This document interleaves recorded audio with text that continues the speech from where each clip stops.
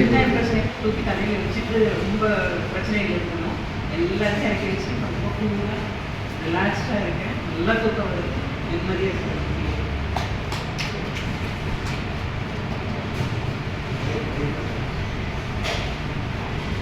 சுதர்ஷன் கிரியா ரொம்ப பிடிச்சிருக்கேன். சுதர்சன கிரியா பிடிக்காத ஒருத்தருமே இல்லை. ரொம்ப மைண்ட் பீஸ்ஃபுல்லாகி அப்படியே நடக்கிற மாதிரி ரிலாக்ஸாக. That is true.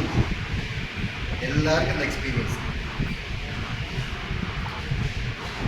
ஃபஸ்ட்டு வந்து நான் ஏதோ ஒன்று கற்றுக்கணும்னு நினச்சி தான் இந்த கிளாஸ் பண்ணுச்சு. கற்றுக்கிட்ட ஒரு விஷயம் தான். இன்னொரு என்னன்னா மைண்ட் ஒரு மாதிரி இதாவது யோசிச்சுட்டே இருப்பேன். கோர்வையாகவே இருக்காது, எனக்கையாவது யோசிச்சுட்டு இருப்பேன். பட்னா இப்போ ஒரு ஸ்டாண்டர்டாக இருக்குது அப்படின்னு அந்த ஒரு மனித ஒரு ஸ்டெடியான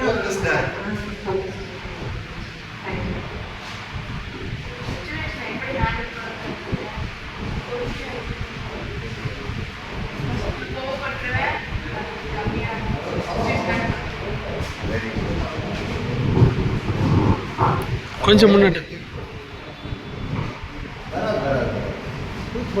அவ்வளோதான்.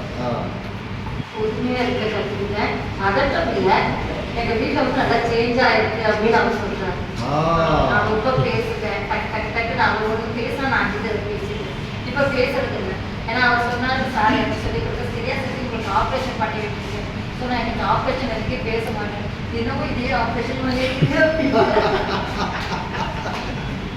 அதனால இது அப்படியே தொடர்ந்து பண்ணணும், நீ கம்பல்சரி அவரே புஷி போட்டு பண்ணு அப்படின்னு சொல்றாரு. நல்லா இது பண்ணு பாருங்க.